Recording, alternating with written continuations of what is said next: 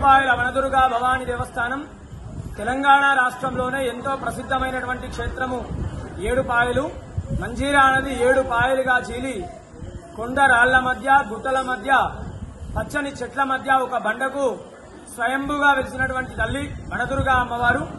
మరి ఆషాఢ మాసాన్ని పురస్కరించుకొని మొదటి ఆదివారం అమ్మవారికి ఉదయాన్నే 4 గంటలకు విశేషమైనటువంటి అభిషేకము.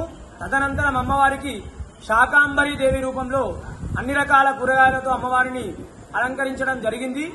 ఈ యొక్క అమ్మవారిని ఆషాఢ మాసంలో అలంకరించడం వల్ల లోకమంతా కూడా సస్యశ్యామలంగా, అందరూ కూడా క్షేమంగా, పాడి పంట వ్యవసాయము అన్నీ కూడా అధికంగా లభిస్తాయి. అదేవిధంగా ఆషాఢ మాసం లోపల ఈ యొక్క శాకాంబరి అమ్మవారి అలంకరణ చేయడం వల్ల వచ్చేటువంటి వ్యాధులు గాని అన్నీ కూడా తొలగిపోయి వర్షాలు అధికంగా పడతాయని చెప్పి శాస్త్ర వచనము. ఉదయం నుండే కూడా ఈ యొక్క ఏడుపాయలో భక్తుల రద్దీ అధికంగా ఉంది. ఒక తెలంగాణ రాష్ట్రం నుండే కాకుండా ఆంధ్రప్రదేశ్, కర్ణాటక, మహారాష్ట్ర, ఇతర రాష్ట్రాల నుండి కూడా భక్తులు ఉదయాన్నే వచ్చి మంజీరా నదీ పాయలో స్నానాలు ఆచరించి అమ్మవారికి మొక్కులు చెల్లించుకుంటున్నారు.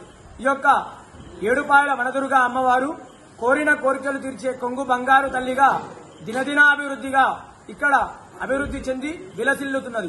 వనదుర్గా మాతాకి జై.